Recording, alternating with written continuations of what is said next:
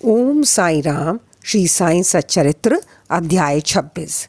भक्त पंत, हरिश्चंद्र पितले और गोपाल अंबेडकर की कथाएं।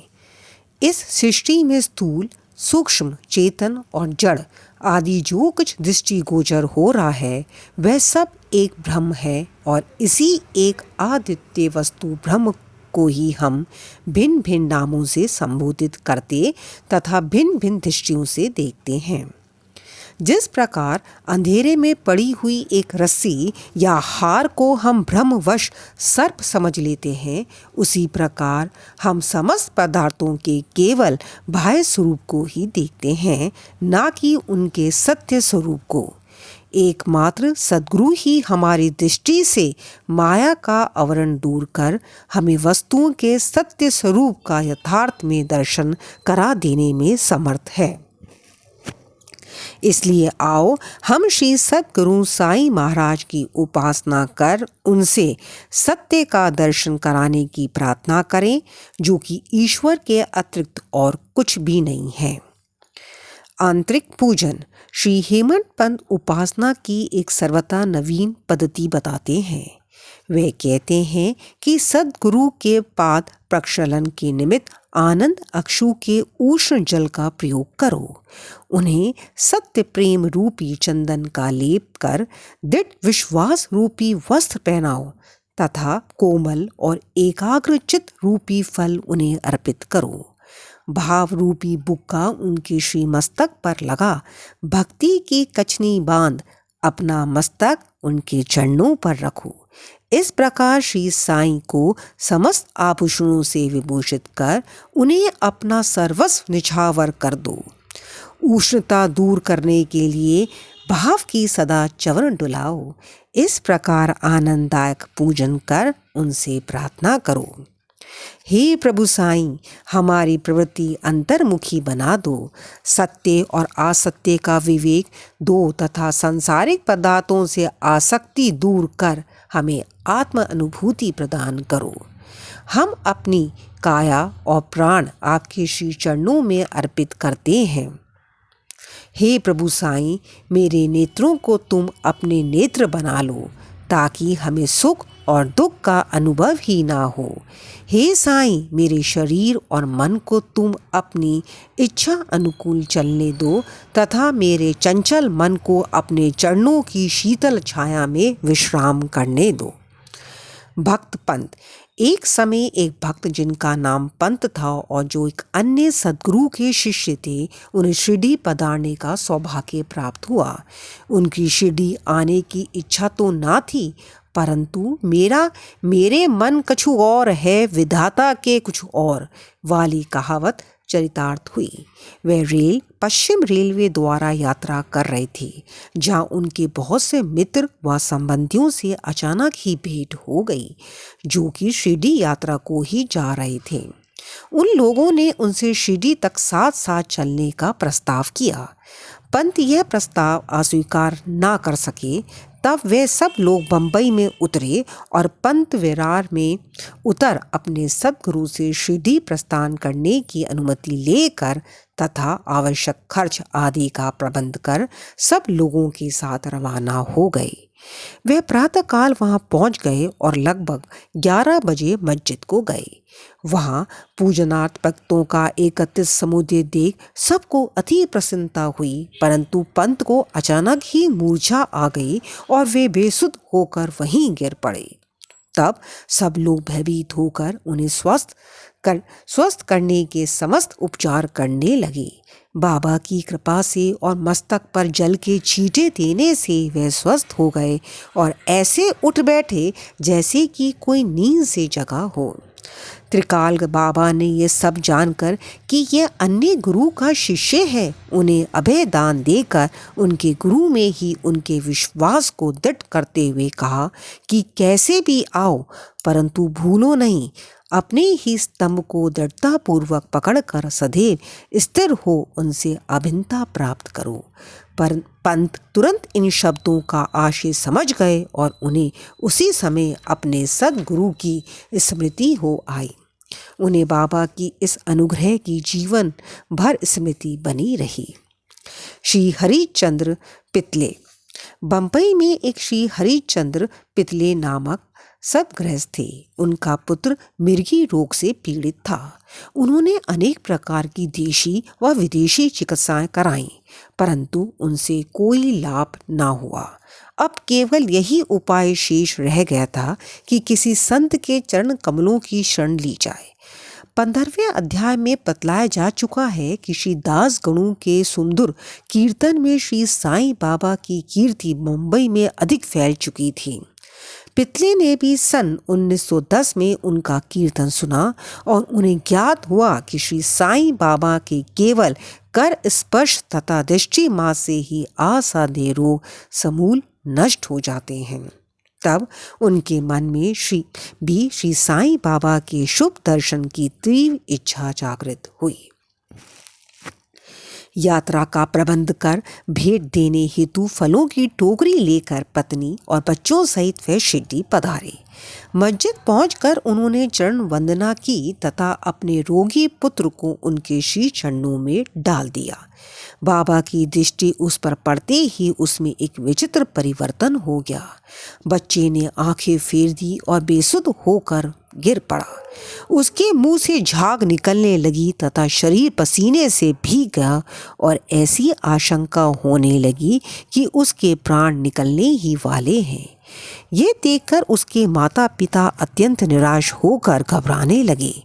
बच्चे को बहुधा थोड़ी मूर्छा तो अवश्य आ जाया करती थी, परंतु ये मूर्छा दीर्घ काल तक रही।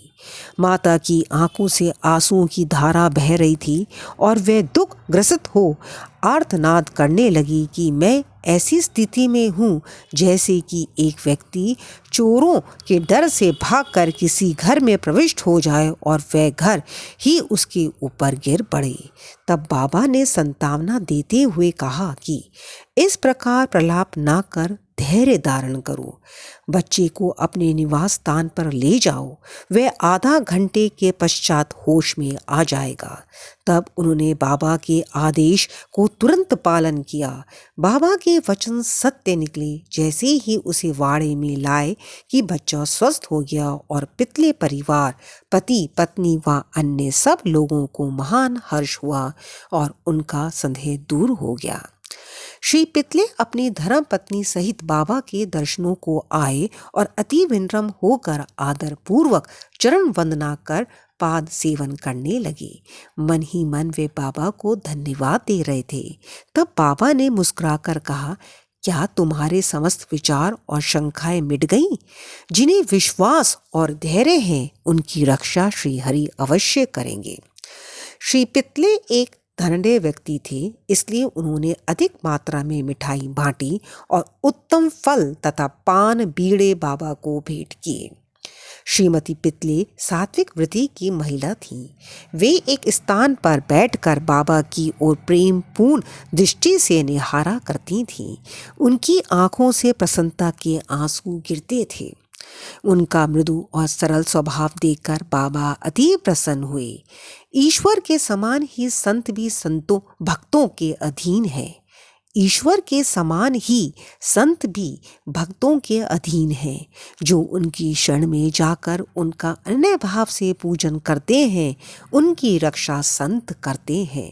शिरडी में कुछ दिन सुखपूर्वक व्यतीत कर पितले परिवार ने बाबा के समीप मस्जिद में जाकर और चरण वंदना कर शिरडी से प्रस्थान करने की अनुमति मांगी। बाबा ने उन्हें उदी देकर आशीर्वाद दिया। पितले को पास बुलाकर वे कहने लगे, बापू, पहले मैंने तुम्हें 2 रुपए दिए थे और अब मैं तुम्हें 3 रुपए देता हूँ। इन्हें अपने पूजा गृह में रखकर नित्य इनका पूजन करो, इससे तुम्हारा कल्याण होगा। श्री पितले ने उन्हें प्रसाद स्वरूप ग्रहण कर बाबा को पुनः साष्टांग प्रणाम किया तथा आशीष के लिए प्रार्थना की। उन्हें ये विचार भी आया कि प्रथम अवसर होने के कारण मैं इसका अर्थ समझने में असमर्थ हूँ कि 2 रुपए मुझे पहले कब दिए थे। वे इस बात का स्पष्टीकरण चाहते थे, परंतु बाबा मौन ही रहे। बंबई पहुंचने पर उन्होंने अपनी वृद्ध माता को शिरडी की विस्तृत वार्ता सुनाई और उन 2 रुपए की समस्या भी उनसे कही। उनकी माता को भी पहल तो कुछ समझ में ना आया, परंतु पूरी तरह विचार करने पर उन्हें एक पुरानी घटना की स्मृति हो आई जिसने ये समस्या हल कर दी। उनकी वृद्ध माता कहने लगी कि जिस प्रकार तुम अपने पुत्र को लेकर श्री साईं बाबा के दर्शनार्थ गए थे, ठीक उसी प्रकार तुम्हें लेकर तुम्हारे पिता अनेक वर्षों पहले अक्कलकोट महाराज के दर्शनार्थ गए थे। महाराज पूर्ण सिद्ध योगी, त्रिकाल और बड़े उदार थे। तुम्हारे पिता परम भक्त थे, इस कारण उनकी पूजा स्वीकार हुई। तब महाराज ने उन्हें पूजनार्थ 2 रुपए दिए थे, जिनकी उन्होंने जीवन पर्यंत पूजा की। उनके पश्चात उनकी पूजा यथाविधि ना हो सकी और वे रुपए खो गए। कुछ दिनों के उपरांत उनकी पूर्ण विस्मृति भी हो गई। तुम्हारा सौभाग्य है जो श्री अक्कलकोट महाराज ने साईं रूप में तुम्हें अपने कर्तव्यों और पूजन की स्मृति कराकर आपत्तियों से मुक्त कर दिया है। अब भविष्य में जागरूक रहकर समस्त शंकाएं और सोच विचार छोड़कर अपने पूर्वजों को स्मरण कर रिवाजों के अनुसरण कर उत्तम प्रकार का आचरण अपनाओ। अपने कुलदेव तथा इन रूपों की पूजा कर उनके यथार्थ स्वरूप को समझो और संतों का आशीर्वाद ग्रहण करने में गर्व मानो। श्री साईं समर्थ ने दया कर तुम्हारे हृदय में भक्ति का बीजारोपण कर दिया है और अब तुम्हारा कर्तव्य है कि तुम उसकी वृद्धि करो। माता के मधुर वचनामृत का पान कर श्री पितले को अत्यंत हर्ष हुआ। उन्हें बाबा की सर्व कालंदा विदित हो गई और उनके श्री दर्शन का भी महत्व ज्ञात हो गया। इसके पश्चात वे अपने व्यवहार में अधिक सावधान हो गए। श्री अंबेडकर। पुणे के श्री गोपाल नारायण अंबेडकर बाबा के परम भक्तों में से एक थे, जो ठाणे जिला और जॉर्ज स्टेट के आबकारी विभाग में 10 वर्षों से कार्य कर रहे थे। वहां से सेवानिवृत्ति होने पर उन्होंने अन्य नौकरी ढूंढी, परंतु वे सफल न हुए। तब उन्हें दुर्भाग्य ने चारों ओर से घेर लिया, जिससे उनकी आर्थिक स्थिति और भी अधिक दयनीय हो गई। ऐसी परिस्थिति में उन्होंने 7 वर्ष व्यतीत किए। वे प्रति वर्ष शिरडी जाते और अपनी दुखदायी कथा वृत्ता बाबा को सुनाया करते थे। सन 1916 में तो उनकी स्थिति और भी अधिक चिंताजनक हो गई। तब उन्होंने शिरडी जाकर आत्महत्या करने की ठानी। इसलिए वे अपनी पत्नी को साथ लेकर शिरडी आए और वहां 2 मास तक ठहरे। एक रात्रि को दीक्षित वाड़े के सामने एक बैलगाड़ी पर बैठे बैठे उन्होंने कुएं में गिरकर प्रणत करने का और साथ ही बाबा ने उनकी रक्षा करने का निश्चय किया। वहीं समीप ही एक भोजनालय के मालिक श्री सगुण मेरू नायक ठीक उसी समय बाहर आकर उनसे इस प्रकार वार्तालाप करने लगे कि क्या आपने कभी श्री अक्कलकोट महाराज की जीवनी पढ़ी? सगुण से पुस्तक लेकर उन्होंने पढ़ना प्रारंभ कर दिया। पुस्तक पढ़ते पढ़ते वे एक ऐसी कथा पर पहुंचे जो इस प्रकार थी। श्री अक्कलकोट महाराज के जीवन काल में एक व्यक्ति असाध्य रोग से पीड़ित था। जब वह किसी प्रकार भी कष्ट सह ना सका तो वह बिल्कुल निराश हो गया और एक रात्रि को कुएं में कूद पड़ा। तत्क्षण ही महाराज वहां पहुंच गए और उन्होंने स्वयं अपने हाथों से उसे बाहर निकाला। वे उसे समझाने लगे कि तुम्हें अपने शुभ अशुभ कर्मों का फल अवश्य ही भोगना चाहिए। यदि भोग अपूर्ण रह गया तो पुनः जन्म धारण करना पड़ेगा। इसलिए मृत्यु से यह शेषकर है कि कुछ काल तक उन्हें सहन कर पूर्व जन्मों के कर्मों का भोग समाप्त कर सदैव के लिए मुक्त हो जाओ। यह सामायिक और उपयुक्त कथा पढ़कर अंबेडकर को महान आशय हुआ और वे द्रवित हो गए। यदि इस कथा द्वारा उन्हें बाबा का संकेत प्राप्त ना होता तो अभी तक उनका प्राण ही हो गया होता। बाबा की व्याप कथा और दयालुता देखकर उनका विश्वास दृढ़ हो गया और वे बाबा के परम भक्त बन गए। उनके पिता श्री अक्कलकोट महाराज के शिष्य थे और बाबा की इच्छा भी उन्हीं के पद चिन्हों का अनुसरण कराने की थी। बाबा ने उन्हें आशीर्वाद दिया और अब उनका भाग्य चमक उठा। उन्होंने ज्योतिष शास्त्र के अध्ययन में निपुणता प्राप्त कर उससे बहुत उन्नति कर ली और बहुत सा धन अर्जित करके अपना शेष जीवन सुख और शांति पूर्वक व्यतीत किया। श्री सद्गुरु साईं नाथार्पणमस्तु। शुभम भवतु। Om Sai Ram. Please like, subscribe and share. Please.